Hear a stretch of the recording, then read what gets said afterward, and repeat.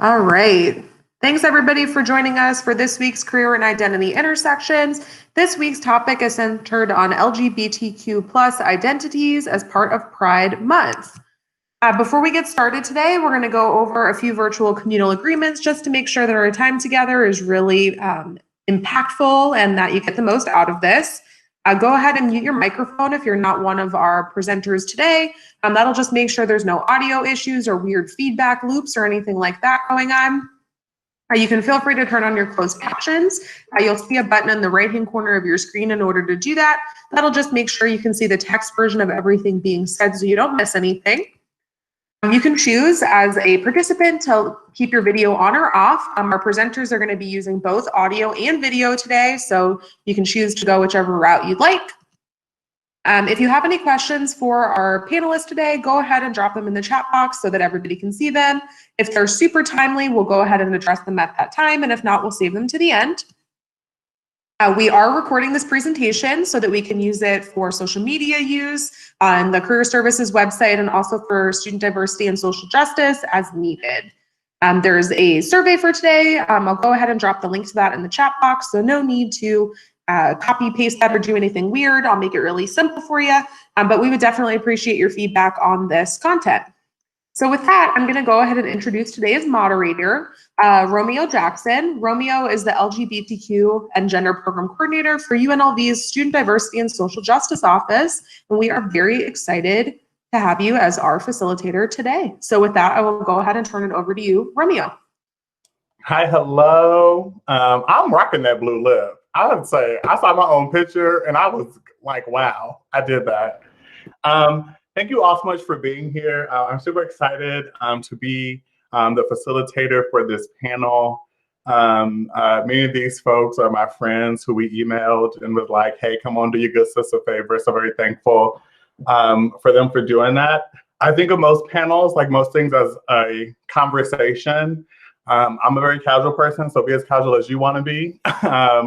But for me, I think having an organic conversation is always great. So we do have questions. You all can respond in very formal, structured ways, one after another, or we can have a good old key and have a conversation, kind of a little bit about how our identities have impacted our career trajectories, how we navigate our careers as LGBTQ folks.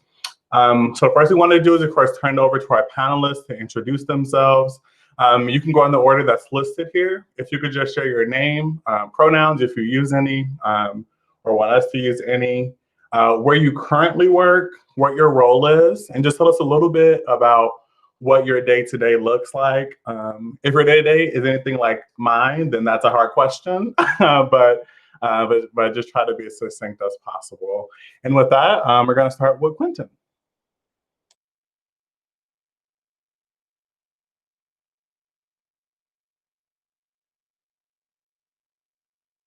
Ooh, can't hear you. I'm going to move on to Tevin and then we'll circle back. Hi, everyone. My name is Tevin Giles. I use they, she, and he pronouns. I ask that folks use them all and switch them up. I work in San Francisco, California at the SF LGBT Center as the Director of Youth Services. And so I lead a department of wonderful youth services staff who run a drop-in program, or during normal times run a drop-in program. We have one mental health specialist who provides individual therapy with us. We have a team that manages a host homes program, which matches young people to volunteers in the community who open up their homes and we provide them case management. And we also provide other housing navigation services. So working with young people experiencing homelessness and getting them matched to housing. And my day to day, kind of like Romy, I was like, okay, I hate this question because every day looks incredibly different. So as a director, I, supervise a team of managers. I also provide the support to their direct reports in a variety of ways, sometimes regularly scheduled, sometimes not. I oftentimes end up in direct service, right? Because when a member of your team needs support or when someone's out, my leadership style for me is like, okay, you got to jump in. And work a lot with our funding organizations, with other nonprofits to collaborate, and then do a lot of the boring administrative stuff like, okay, let me rewrite this grant contract, or let me pull together this budget. But also, honestly, that stuff keeps us having the money to give to our young folks. So it's also important, even as it bores me. Thank you. Thanks, Evan. Yeah, like same on the administrative end. I'd be like, wow, here's another report to get done. Hey everyone, my name is Dustin Martinez. I use he, him pronouns. I work at Facebook, specifically in the HR department. And then within that, I'm on the offboarding team. So our team manages all of the voluntary exits that occur at Facebook in North America. And then we specifically work with the business, with legal and employee relations to offboard involuntarily when the business moves to terminate an employee. So it can be a little bit hectic sometimes. No one likes losing their job, but it's interesting to say the least. And I've been at Facebook 3 years and have been in a variety of roles. And this has been one that has kept me on my toes for sure.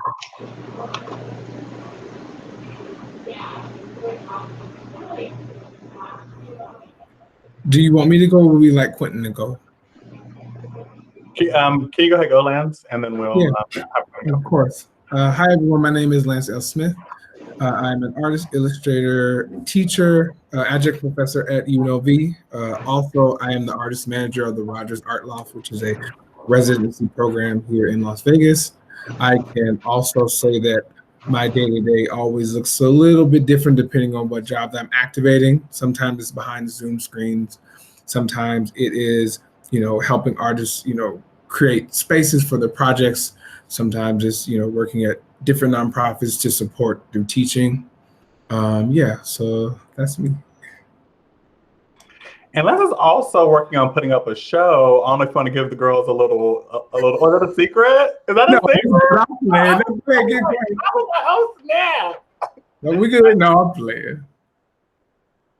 Yeah, I also do have an exhibition opening here in the early November at the Marjorie Baird Museum, a small exhibition of some works I created when I was in residence at Architopia in Puebla, Mexico during the height of a pandemic. So I'm excited for y'all to see them. It'll be calm, strange, and ancestral. Oh, I loved all those adjectives. I was like, oh, that is exciting. Great. Go ahead, Quentin.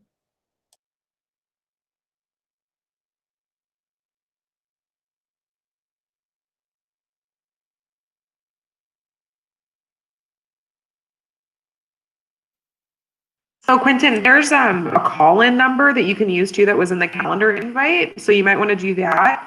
Of course, we want you to be on video, but if you want to call in, that way we can at least have you participate on audio. That would be awesome. I'm sorry for the technical problem. Well, Quentin is a registered nurse who will introduce themselves as soon as they call in. So excited to have such a diversity of fields and kind of folks represented. And so this is super exciting. And the first place we kind of want to go is talk about a little bit just how did you arrive at your current field where you currently work? How, if any ways, did your identities inform the work, like kind of the work you're currently doing, or how you currently navigated your career trajectory? So anyone can feel free to start.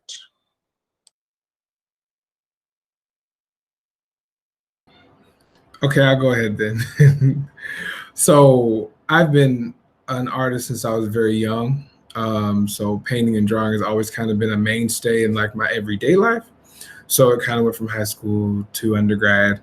And then from there, I had a myriad of jobs, including artist assistant, archiving Liberace's clothing, sex working, back to teaching, a myriad of things. So to be transparent, my career trajectory is really very much informed in many ways just by my experience as a queer person and a Black person. You know what I mean? There were many times where I found myself in careers, again, that I wouldn't say I otherwise wouldn't have been in, but, you know, through the circumstances of being me wanting to be the truest version of myself, there were times where I had to get them coins, how I was able to get the coins.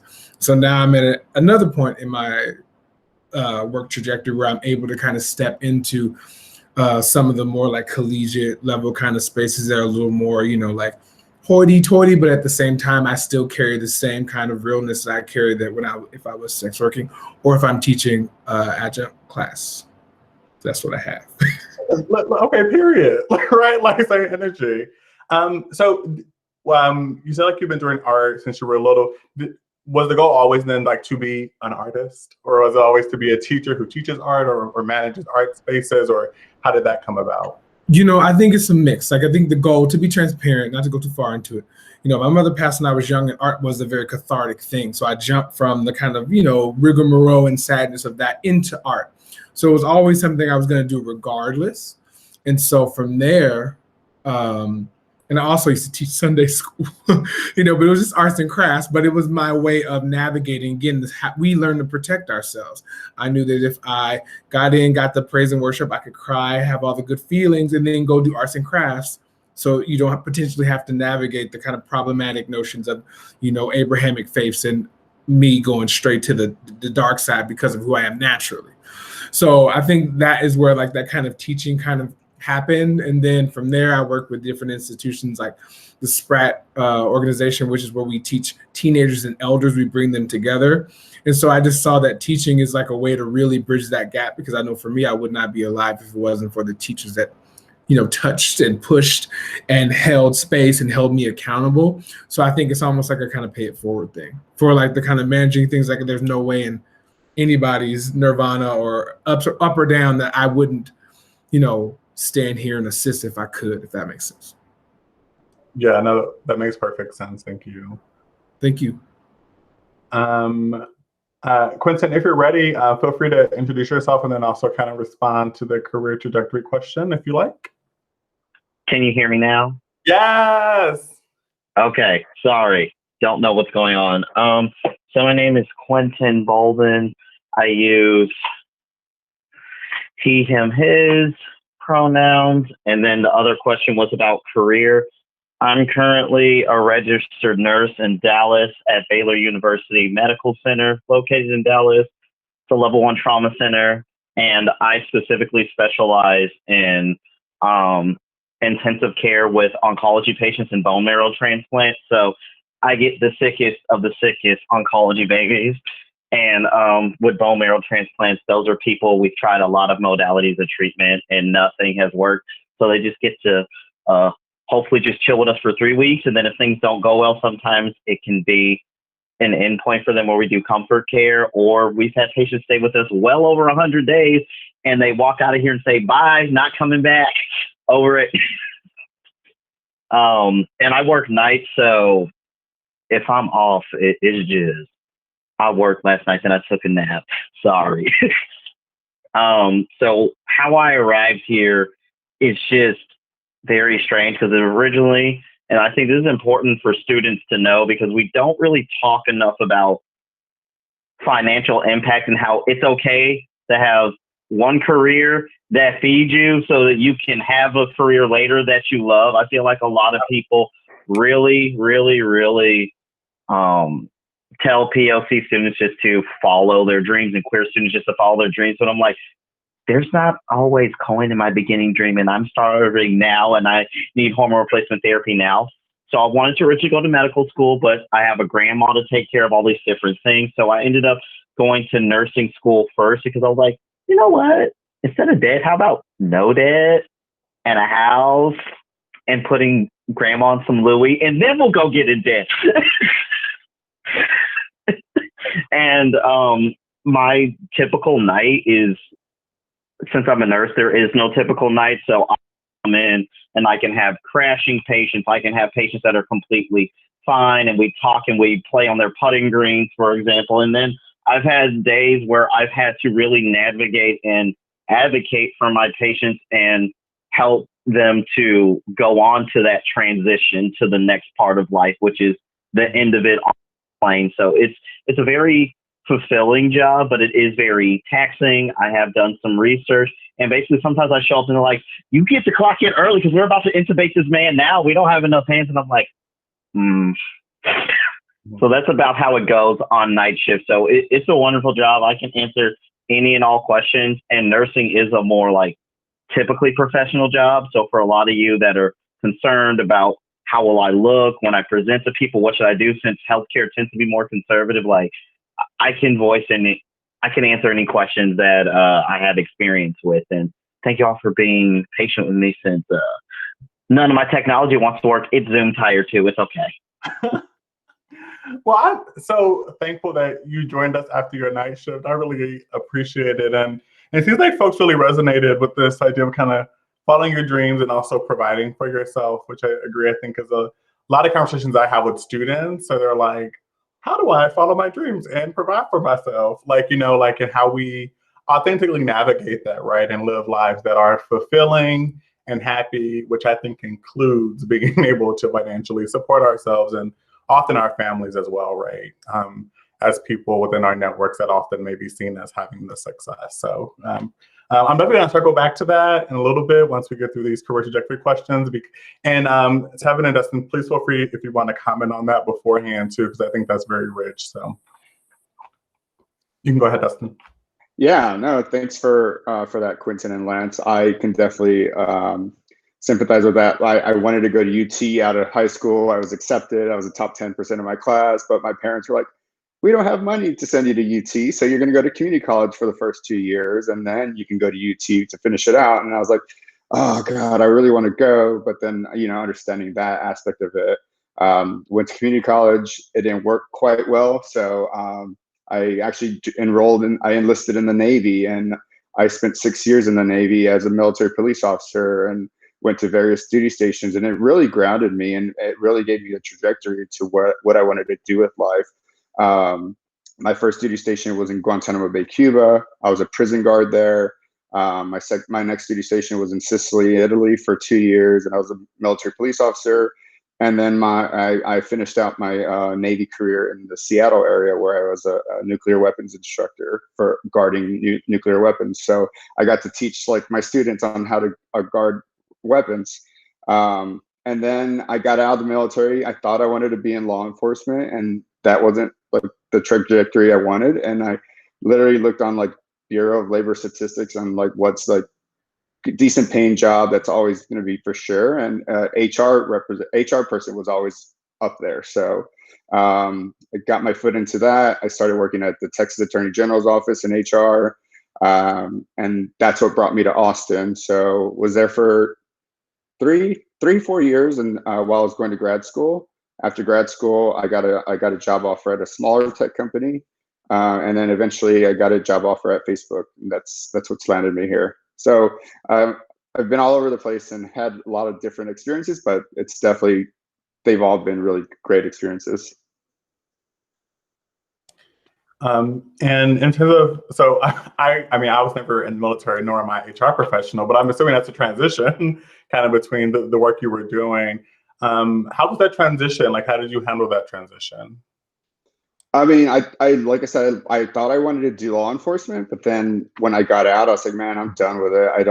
I'm sick of it. I wanted something. I still love working with people, and the HR field is you work with people all the time, different backgrounds, different everything. So I kind of was in the same space, but not like being on the law enforcement side where you have to be like, always constantly like vigilant and aware.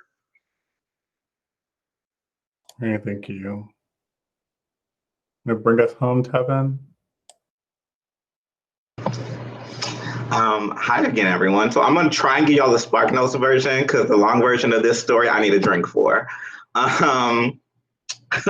So I was a young person who had like a very clear strategic plan for their life.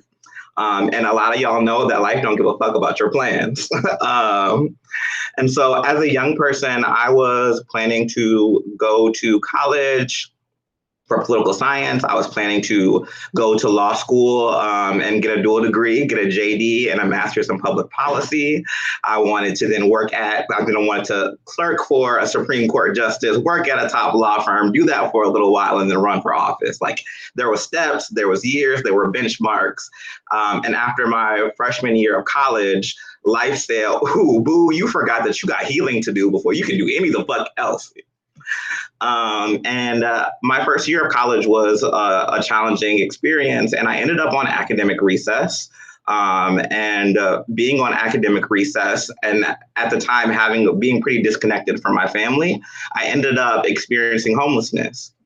And most of that homelessness for me was couch surfing. A little bit of it was there were some nights on the street. There was some having to do what young people have to do to survive. I was also kind of in and out of the hospital at the time for my mental health. And one therapist that I worked with was like, you are so amazing with people, and like, we have to figure out how to get you re-engaged with community. I think that you need to find somewhere to volunteer. And I'm like, okay, whatever, you're the professional, let me do that. And so I started volunteering at an LGBT center in Michigan. I'm originally from Detroit, called Affirmations. And I quickly felt at home. And I realized at the time that I didn't know that youth programs covered people up to like 21 or 24. So I was 20 at the time, and they were like, come to our youth program. And I felt seen and validated. I ended up interning and volunteering there, being a part of the youth program. I went back to college for one cute little semester. It was my most academically successful semester also. And I was like, I hate it here. I hate everything that this represents. Like, I always thought that this was for me, but this actually isn't for me. And can I be successful without having to deal with this? And I got that call from Affirmations, and they're like, we got an open position, we want you. And I was like, haha, bye, that's a coin. So I started my career there. I was a youth program coordinator for about a year and a half. Running a drop-in program that was mostly just about fun and joy, and then also some leadership development and workforce development programs. I eventually was like, I want to be somewhere else. And I ended up moving out to Chicago and working at Howard Brown Health, which is an LGBT health center in Chicago. And I was doing case management with survivors of sexual violence. And I'm also a survivor. And my experience as a survivor was really a huge part of what created some of my mental health challenges in college. And so I really enjoyed that work. I was there for about 2 years. I was able to help create that program, which is like expanded so much since I left. And I started to find myself saying like, actually, and I realized that like, actually, there's a new way forward for me. I don't have to keep thinking of this as my temporary or my plan B. This can be my plan A. And actually, I'm going to run for office without any degree. And baby, guess who's going to get elected? And so then I decided I was ready for management and to be in nonprofit leadership, which led me out here to the LGBT Center in San Francisco. I really enjoy being able to reflect on my lived experience and knowing that the programs that really allowed me to like shift my life are the ones that I'm also trying to expand and give back to this community. And I really see that connection and that importance, and just love being with young people and hearing their stories and working with them to see that there are so many paths forwards for them, and not just one that they felt like was set for them by others or that they kind of envisioned for themselves.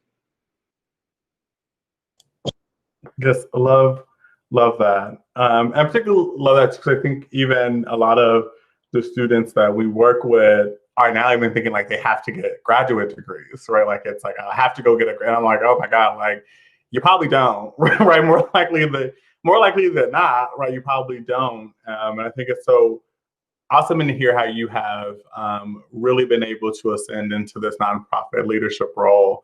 And as your friend done it so beautifully, right? By charting your own path. I'm kind of interested, you mentioned a shift from it being maybe a backup plan to the plan A. How did you recognize that, or like, what was that shift like? Because I think, and I'll speak for myself, I think I even tend to get like, I've mapped out my life and this is what it will be, but it seems like you've had to adjust and shift that. So can you tell us a little bit about that? It was a journey, and it took a few years. One of the things that attracted me to the job at Howard Brown is that they have tuition reimbursement. And the plan at the time was to go back to college and to continue back, right, to the original plan. And while I was working, I think I was doing actually a similar sort of thing with a group of social work students, and they were master's level social work students, talking to them about the LGBT community and sexual violence. And they were reflecting on all the things that they hated about being in academia. They were like really confused that I was in the type of position that they were looking to get into once they graduated. And some of them were a little bit condescending, I'll be honest. And I realized that I was teaching them so much and offering so much to them that they were reflecting that their programs weren't. And I was like, why the fuck do I plan on going back to school if I feel like I have what I need? And that shit costs a whole bunch of money. And there's nothing about it that brings me personally joy. And I know a lot of people who have a lot of joy in academia, love that for them, don't fully understand, but support them. Romeo knows this, because I'd be like, girl, really? Okay. And so then I was like, well, Tevin, you've been doing well so far. Like, can you readjust this? And I also was doing more and more community organizing. And I think that I started to see, like, when Alexandria Ocasio-Cortez, who does have a degree, ran for office on a fairly progressive platform and won and received all this media attention, I was like, you know what, fuck this. Like, my community will actually support me regardless of a degree. And the people who see my value and that I actually want to work for, they don't care about that. They care about like being seen and getting their needs met and living in a more equitable world and having a more equitable future. And so I started to really feel like, actually, that's what's important to people. That's what's important to me. And that's what I'm going to focus on. So powerful. I want to shift us a bit into the next section around employer dynamics, kind of hearing a bit about career trajectory, and kind of being in your, like, now protect your job and your energy if that's important for you. So I don't want y'all getting fired for anything else on this panel. But I'm wondering how your identities have kind of impacted not only the type of work you do, but in terms of your employer search, in terms of something that your employer does or did do when you were kind of being recruited or hired that kind of said to you, oh, this may be a place that kind of affirms my identity. Or if you're like, that wasn't important for me, I was trying to make a bag, like that's also real, right? So that's also an important factor. So like, if you're like, none of that mattered to me, like I think we'll love to hear that as well. I want to start with Quentin to kind of jump us off on that piece. Okay, so one of the things I didn't include in my career trajectory is I have had other jobs, but if we're going to focus on just nursing career jobs, nurses now are required to go through a nurse residency. So it's like a 1-year program, and not necessarily the whole year do they follow you around, but it's more so those critical first 3 months. You do a lot of workshops, you do a lot of talk, and then let me be quite honest, a bunch of bullshit. It's just for people to get magnet, because the older nurses know that it's about the bag, it's about caring for your patients, and these hospitals want magnet status, and you have to have so many nurses doing like research or quality improvement projects, and they really get their GNs to do it. It's free labor, so I don't like that. And they can hear that I don't like that. Because the training truly, if you already know how to deal with people because you've been outside, or like how some of us have had to be involved in sex work, or we've been involved with, being sexually assaulted or having to do that kind of growth. We have people skills already. I don't need you to teach me how to tell a patient you can't be racist towards it because, honey, it's not happening. I got your Dilaudid in my hand. This makes no sense. So my previous job, I was there for 6 months, and then I left. I didn't leave without securing other employment at the current job that I'm at. But the reason why I'm going to say this is important is that so many students, like Tevin was pointing out, are really, really, really, really, really entrenched in this societal ideas of academia and what it looks like to progress in your job. And the nurse residency and the way that it's set up, it would really make you think that unless you stay at the current job you signed a contract with for 2 years, you won't get another job. I was like, there's a lot of patient violence going on here. There's a lot of staff-related violence from patients and from administration, and it's not supportive, it's not safe. I was like, so I'm going to have to transition to another environment.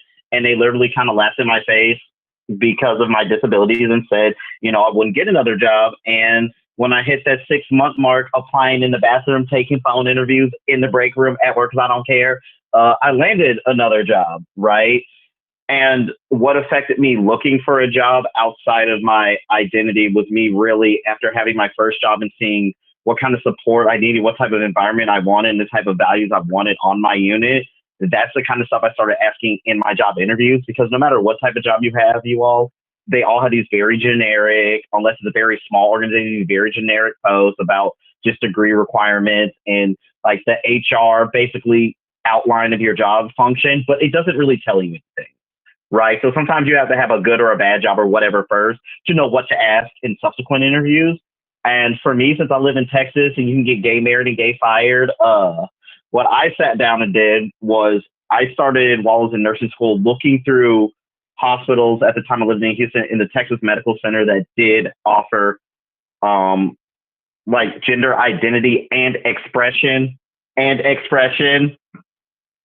their non-harassment policies. So I started there and I applied to those facilities first.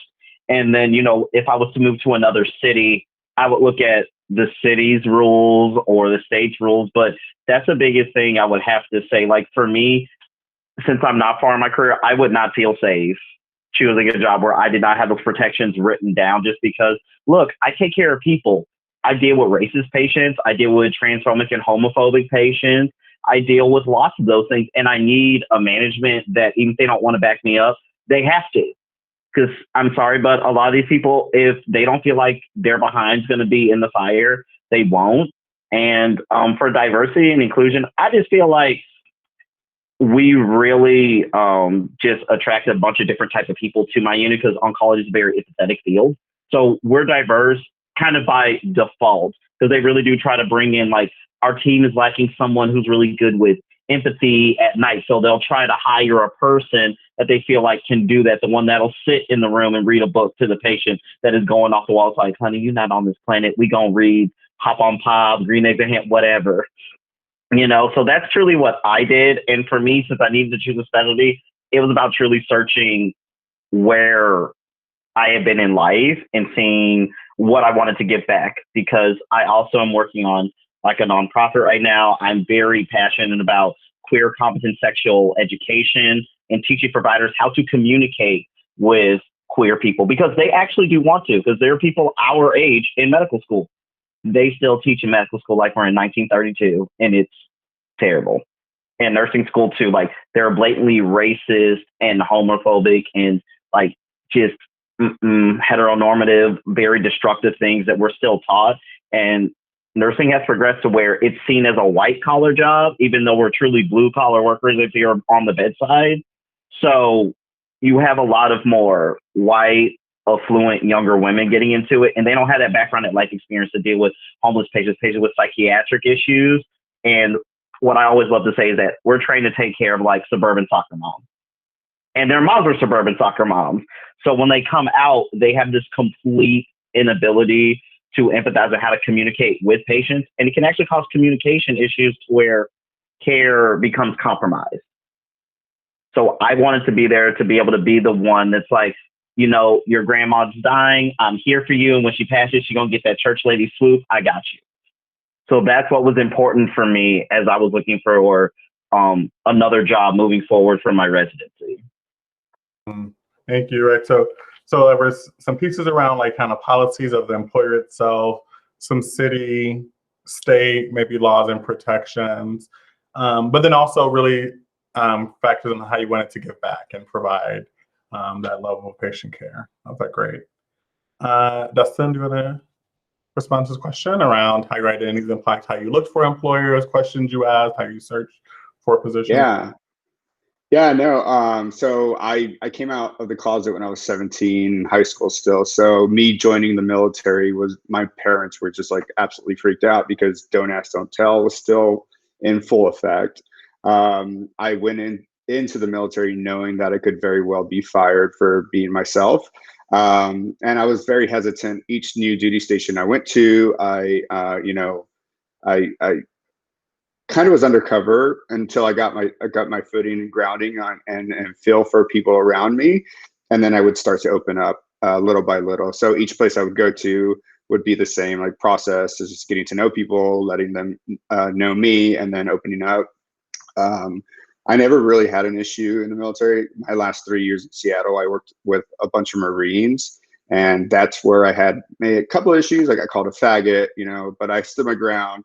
I didn't take shit from anybody, and I was just like, "Hey, man, I have your back. You have my back. We're going to war.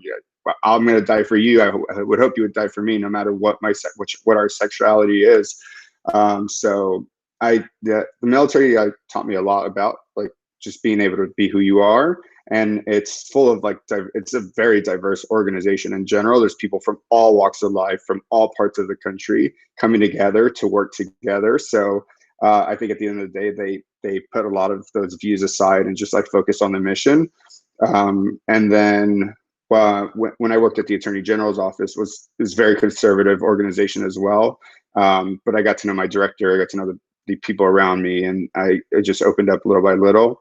And from there went into tech.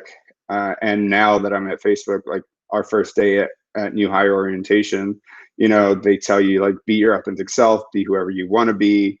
They try to be as inclusive as possible. We have a bunch of employee resource groups, Black at, Latin at, Women at, Pride at. And there's a lot of intersectionality that happens within those groups, and the business and the company. And I feel like my management team and leadership teams really push for that inclusion and acceptance of everybody, no matter what you are and who you identify as.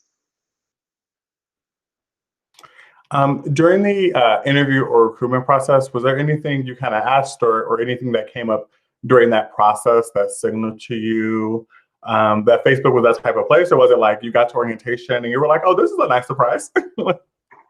So literally, like in one of my interviews with the hiring managers, they had like a pride shirt on, and that sparked a conversation. And like, it just made me feel so welcome that they would have a t-shirt on in an interview that just showed like they were inclusive and accepting of everybody.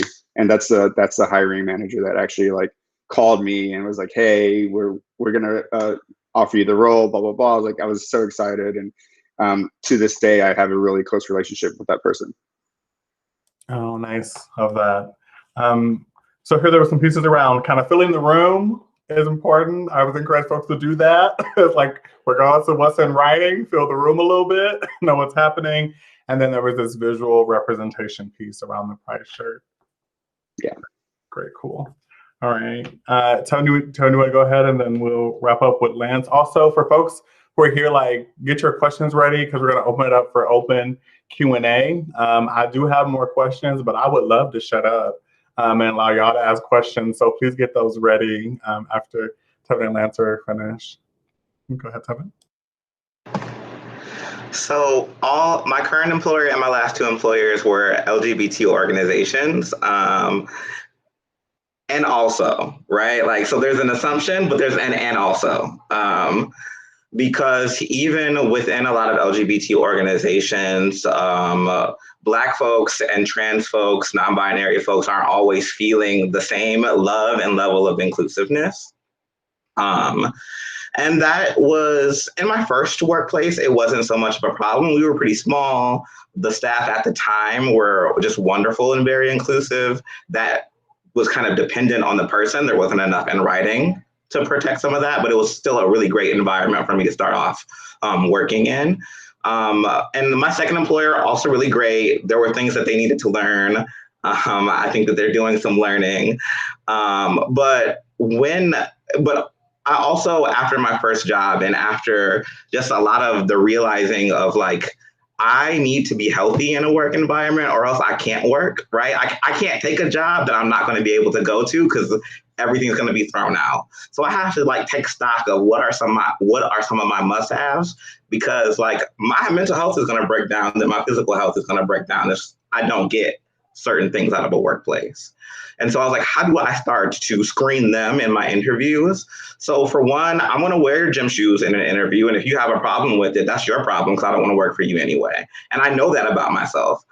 And I encourage you as college students to think about even little things like that. If you're like, I want to be able to wear gym shoes at work, go to the interview with gym shoes. They might not hire you because of that, but like, if you're okay with that, then do it. I tell queer and trans people all the time, regardless of where they are, if you want to be able to wear makeup or earrings or any of these things in your job, if that is important for you and you would turn down a job if they don't let you, then go like that to your interview. And honestly, in a lot of ways for your health and well-being, it might be better to have them not hire you and like have your community support you in finding something that fits you better. Which, not gonna say it isn't hard, right? Like we know it is. And also I know that there are queer and trans folks like here in this panel, but also all around the world who will be happy to support you in finding something that does work for you. You know, in each of my job exploration stages, I applied for a lot of organizations that weren't LGBT specific. So doing youth work in other environments, particularly with youth of color.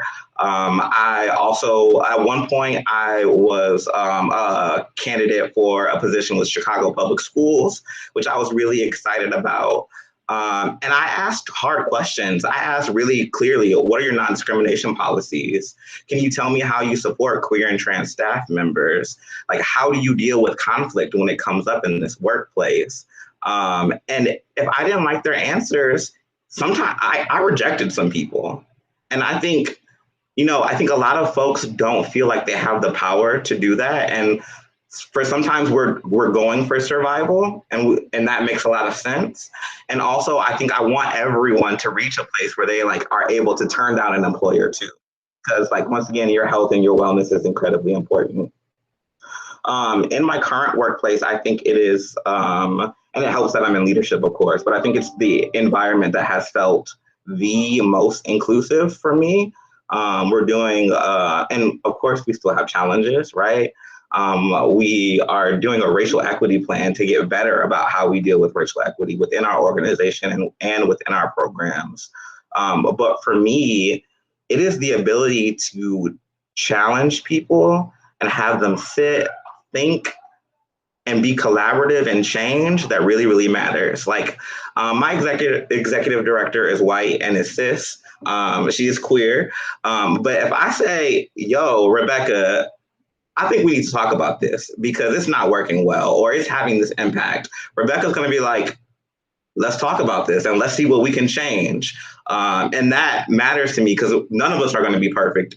And the truth is, like, as people of color, we all have our own growth to make around racial equity. As trans people, we have our own growth to make on how we work with and treat other trans people. So for me, it's really about like, can I engage you in conflict and you show up and we work on a solution together? And I try to see that in my interviews with different organizations as well. Like, how are you going to work with me if I bring a challenge to you?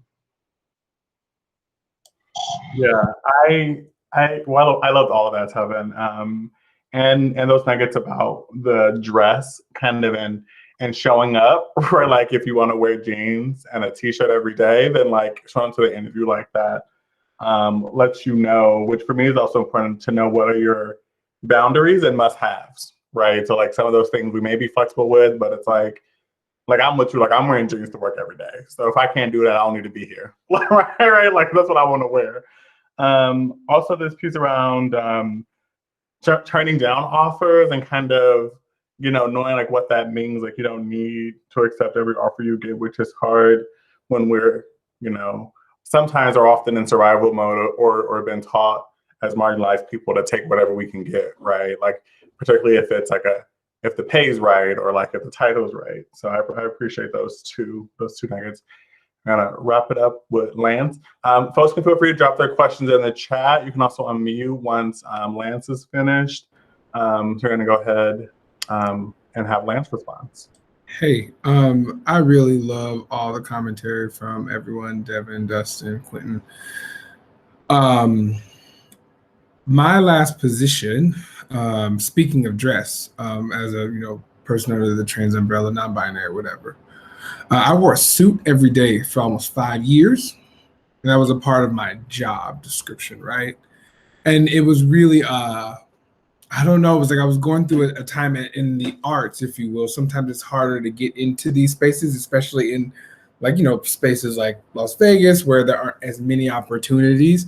So it was very much a kind of giving up of myself in order to get into this space, right? And I was also coming off of the tail end of, being housing displaced. And so it was like, I'm going to get into this space and get everything that I can at the moment. But after a while, for many years, it was really hard. And I really appreciate what Tevin talks about really showing up. Maybe I would have showed up with a lash or a little bit of beat just to see what, right? So I think now, having come out of that and understanding that, having wore that really binary kind of suit and literally describing it as drag every day, right? Knowing that now from here on out, anywhere I go, I will never, betray you, if you will, my heart in that way for the sake of, kind of security, right? Because what is that security if your heart ain't right? You know what I mean? So it's just really beautiful to kind of hear these kind of the conversations. And for the jobs I'm in now, working at the Rogers Art Loft and with UNLV, the spaces, they don't bat lash if I have on a lash. You know what I mean? Like, so, and that is a beautiful thing, like to just come into the space, femme, cause no shade, we can push them up, you know what I mean? So you can carry yourself and fashion yourself in whatever way edifies that the deepest part of your spirit. And so I think one of the things I want to tell any of the folks listening or that are going to listen later is to, don't betray your heart. Be versatile, but not to the point of shrinking yourself, right? I think us as queer people know we're all like Mystique, honey. You have to know how to hit, how to shift our language, our mannerisms. We know when we walk into a room, can we or do we need to, you know what I mean? So like, understand that is, for me in my head, that is our power, right? Is understanding that intersectionality and being able to, shift with literally the wind, right? So yeah, I don't want to take up too much time because I know we have questions, but just, be intentional about the spaces you apply to. And also just, again, that feeling, right? What feels right to you and, what versions of yourself do you want to edify, right? You don't want to have to go into a space and have to shut down a deep part of yourself in order to go through that every day. So yeah, that's what I have. Thank you.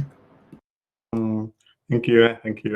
And just that piece around where kind of once like you're in an environment that you can feel like you can show up maybe closer to who you are or who you want to be, it's hard to go back. Never going back.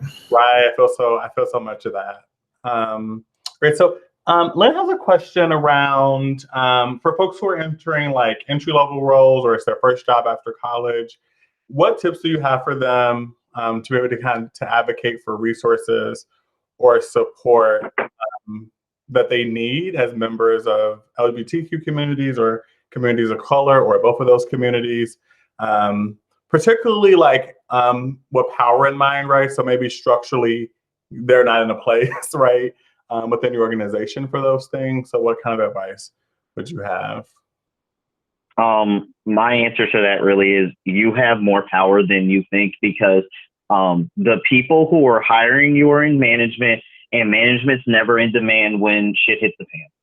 Straight up. They don't have a job opening open because they don't need someone to fulfill that role, period.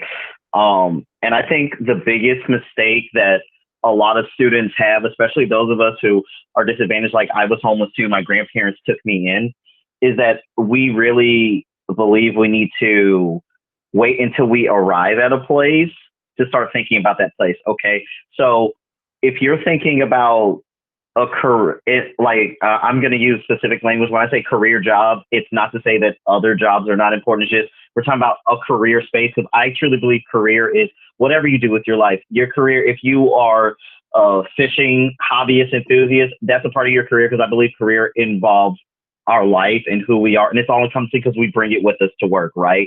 So I believe that the biggest thing for you is, before you're applying, before you even know what you're interested in, you need to start looking around at the campus you're on, because that is a lot of resources that you even could bring to your job.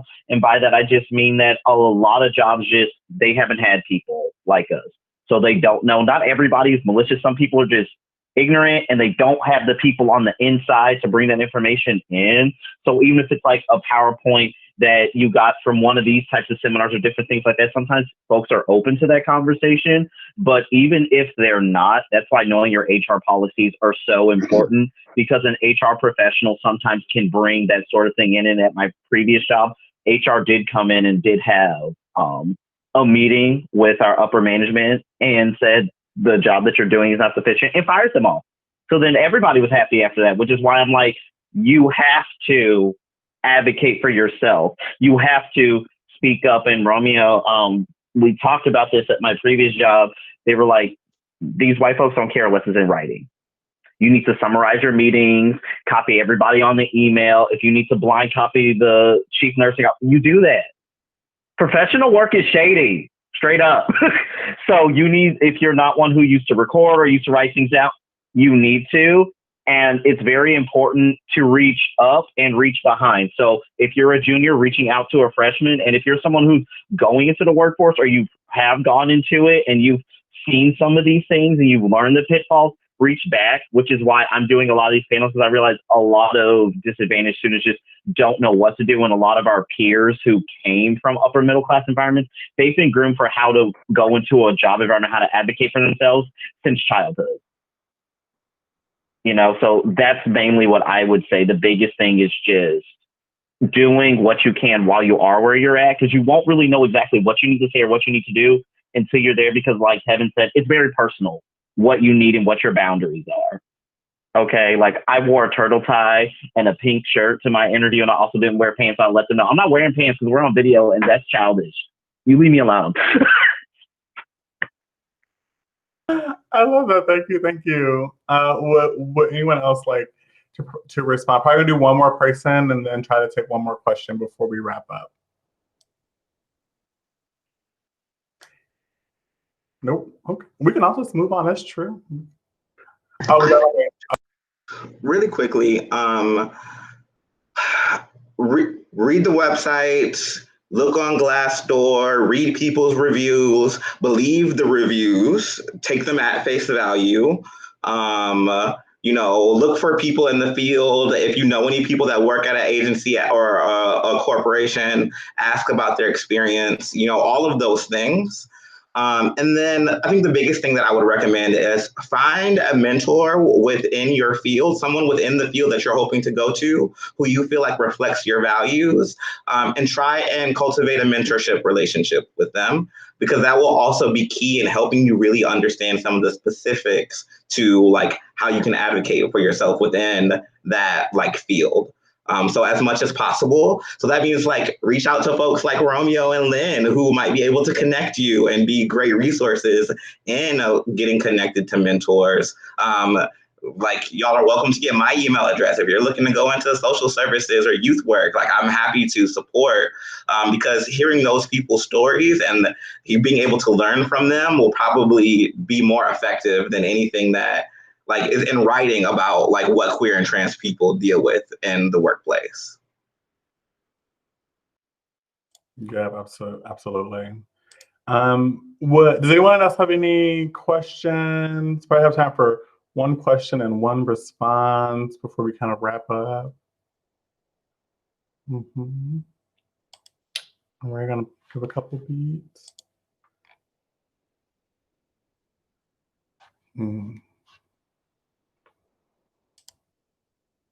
All right. Seeing any. So in closing, I was kind of thinking it would be great to kind of conclude with each panelist just going around and maybe sharing a piece of advice they would give to their younger selves or their selves entering their first job or first career job path, what would you say to you, or what do you wish someone had said to you at that critical juncture for our wrap up? And we can do Dustin, Lance, Tevin, and Quentin in that order to wrap us up. Yeah, I just want to say thank you for having me. I'd say to my younger self, like, don't be afraid to take a jump. When I was getting out of the military, my boss told me, it was in the heart of the recession, he's like, you're not going to be able to do anything. The only thing you're going to be able to do is dig ditches. I took that to heart. It got me really down, but I didn't take that as like an end all. Just don't think of yourself that you could do anything. Like, don't ever like doubt yourself.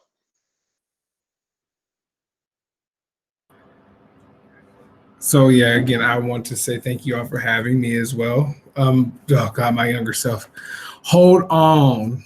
It's gonna be wild, wild, wild, wild. But all the things that you go through are gonna prime you to help change the lives of folks that need it. So don't give up, even though you're gonna try a couple times and almost get there. Keep going. Yeah. I would say jobs, organizations, corporations, think of them like a community, and think of yourself as a person who can be in that community if you want, and can find another community if you need to. And know that, like, sometimes we are a part of a community for a period of time and not always. And when I thought of it that way, it felt a lot easier to advocate for myself, but also to leave and know that there is going to be another community that might be better able to support me.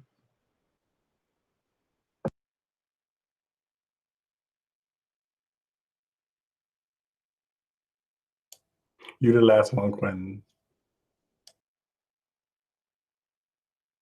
Okay, so younger self. In the wise words of my grandma, fuck it. Truly. Because she said the best thing you can know, because they're also religious, my grandparents, and then my grandpa recently passed, so blessings to him. We won't get into him. Oh Lord. He did he had a rags to bitches story, okay? We're gonna leave that alone.